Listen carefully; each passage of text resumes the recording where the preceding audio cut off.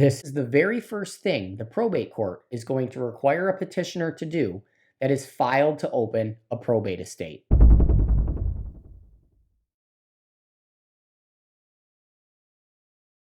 Hello, everyone. My name is Joseph Radzwion IV, your trusted attorney with Radzwion Law, PLLC, and I'm a licensed attorney here in the state of Michigan who regularly practices probate law. The first document that the court is going to want to see to keep the proceedings moving is that proof of service. Now, we'll get to what a proof of service is in a minute, but there are two other things that have to happen before a petitioner can file that proof of service with the probate court. The petitioner needs to serve all the interested parties, all of the heirs to that estate, with all of the documents that have been previously filed with the probate court to open that estate. The petition to open probate, an appointment of personal representative, the death certificate, all of the things that were submitted, they need to be served on the interested parties. We have a video, a separate video that will be linked in the description box below on those top 5 documents required to open probate. You can check that out after this video. The other document that needs to be served on the interested parties is going to be the notice of hearing. The notice of hearing is the document that the court generates. The court generates the judge that's been assigned to the case, the time, the date, the place at which that first initial hearing to open the probate estate up is going to occur. That document also must be served on the interested parties, and that is typically the duty of the petitioner or the person seeking to be appointed as personal representative. Let's go back to the proof of service. The proof of service generally has the names of all of the documents that you would list on the top of that form that have been served on all of the interested parties or the heirs. And then the petitioner or the person serving those documents is swearing under oath that they have, in fact, served those documents when they sign the proof of service. So this process should be completed. And if it's not, a PR or the petitioner of a probate estate should expect that the court will put the entire case on hold until the interested parties have been served notice of the hearing of that upcoming court date, and as well any documents that have been filed, like a petition to open probate, anything that was originally filed with the court. Service is important for many reasons, but let's look at some key notes on service itself. What constitutes service?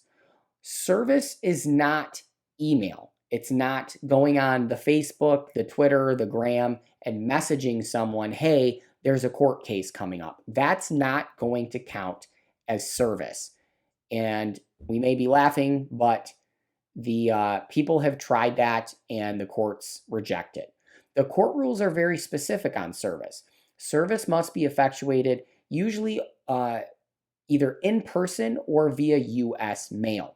Process servers can get involved as well, but for the purposes of probate, you can look simply at the proof of service sheet, and it'll give you the options as to how the court will accept a proof of service and how those documents had been served.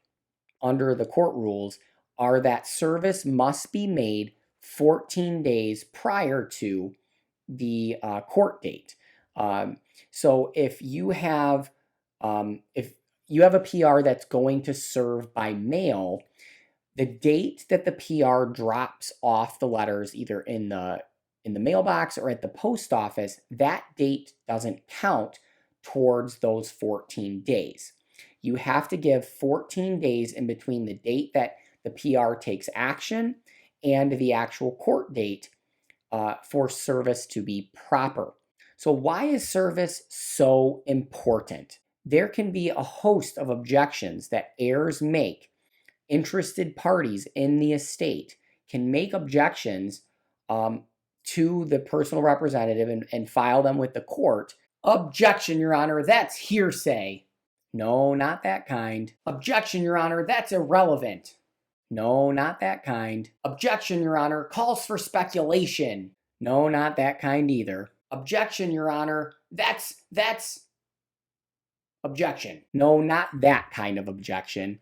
Objections to anything that has been filed, objections to the recommendation on the petition of who is seeking to be appointed as the personal representative, objections to the sale of property, objections to the inventory that has been filed, objections to accounting, saying we object to what the personal representative is doing.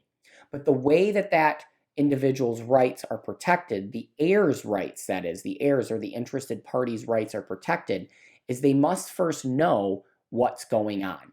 So service is important in that sense that the court and the law make sure the interested parties have knowledge of what's going on, that there is a probate estate that's been open, that there's a notice of hearing that's been mailed to them, and that gives them the opportunity to object to what the personal representative is doing.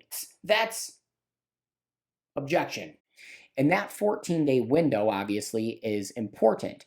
If you are served with probate documents and you think, hey, the PR, I don't like what they're doing, I don't want to sell the house, anything like that, those 14 days are crucial for you to get an objection filed with the court.